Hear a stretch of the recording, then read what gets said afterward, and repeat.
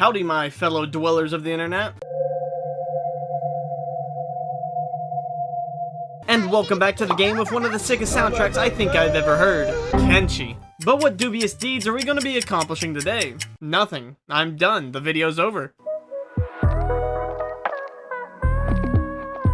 Nah, I'm just messing with you. But now that I've done a little bit of tomfoolery, let me explain to you what the move is. I want to start my own organized crime syndicate.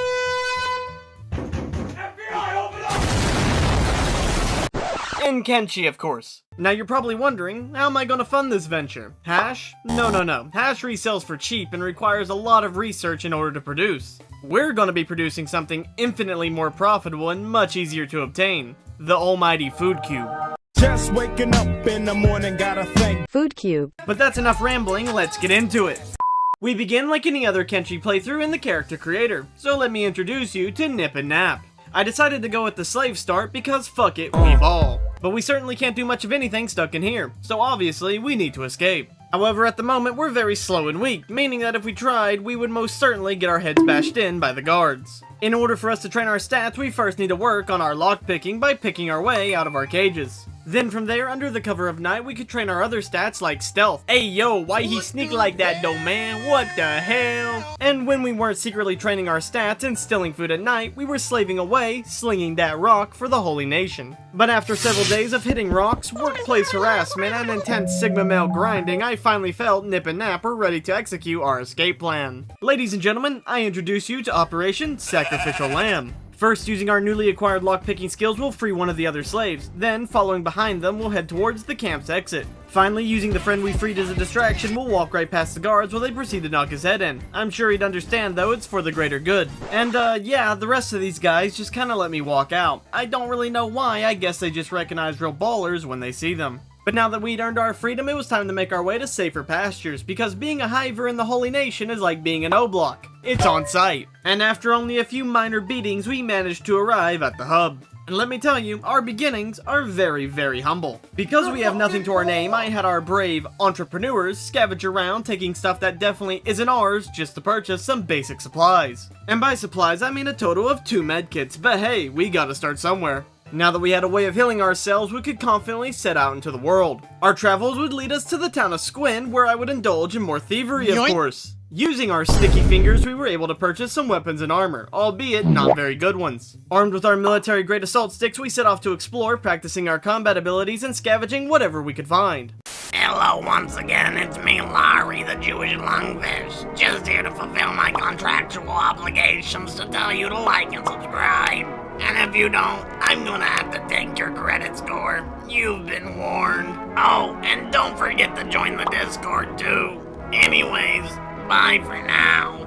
After several days of wandering around aimlessly, because quite honestly I had no clue what the fuck I was doing, it was time to find a place we could settle and start on FOODCUBE production. And for that, we need a place with a lot of green fertility, and there just so happens to be a spot north of the Holy Nation, a little place called the Hidden Forest. It's not really that hidden though, I mean it's literally marked on the map, so much for secrecy I guess. Inside the forest, we came across a small village where upon approaching, we were immediately stopped and interrogated by these guys like they were the KGB. We convinced them that we were just traders and they allowed us to access the village. Apparently, this place is known as Flotsam Village, occupied by a bunch of Holy Nation exiles. But that doesn't really matter to me though, the only thing that's important is that we're gonna need these guys to trade with to get things up and running. But what are we gonna be trading? I mean, we own nothing. Well, like any good entrepreneur, we're going to adapt. In this case, that means reverting back to our rock-hitting days in Rebirth. You see, the Hidden Forest actually has a bunch of iron deposits that we can mine and sell off to the locals at Flotsam Village. This is how we're going to build the capital required to begin FOODCUBE production. I know what you're thinking. I'm a genius. Dare I say, a visionary. A lot of mining and selling later, things are finally starting to come together. Oh, and you see these two-legged freaks waddling around? Remember them. But the work wasn't done yet, I still had more ore to sell and building materials to purchase before the compound's first variation was complete. Once we finished constructing the wall, the base was more or less, well, a base. But we still lacked one minor thing. You see, FOODCUBE baking requires 2 main ingredients, green fruit and wheat straw. I had purchased green fruit for the green fruit farms from Flotsam not too long ago, but they don't have wheat straw. So to obtain this essential ingredient, I ventured south to the Holy Farms and stole it from there. Don't feel bad though, these guys are our competition. Remember, corporate espionage is good. On the hike back to base, I decided to make a pit stop because there's something, or or rather, someone I wanted to pick up. There he is, my Dig-a-Beep, the universal Oomphy. With the beep bag secured, we returned back to base and constructed our wheat straw farms using the supplies we borrowed. This is also when we developed a bit of a pest problem. Every time we began to grow crops, these discount Cubert wannabes would break down our gate and consume everything we had. There's only one way to solve a dire problem like this: by genocide, killing not just the men,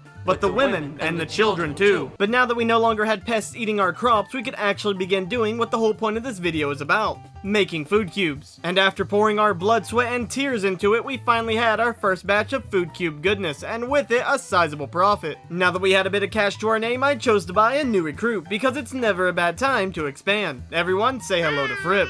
Afterwards, we spent a lot of our time just being productive, trading off more food cubes, upgrading the base, and even hired a couple of farmhands. And no, before you say anything, them being farmhands has nothing to do with the orientation of their skin color.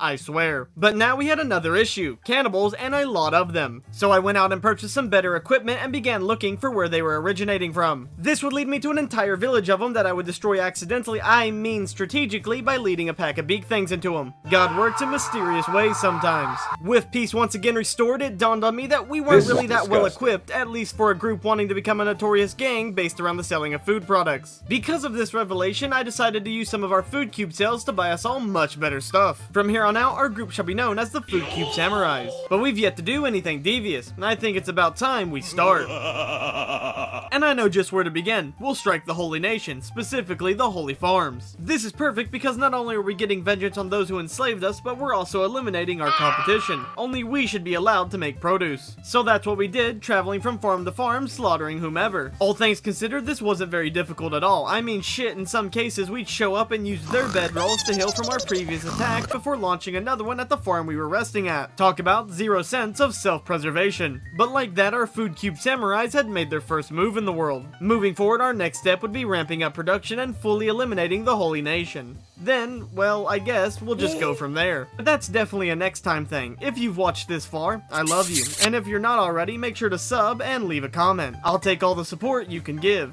Anyways, I'll see you around. Till next time.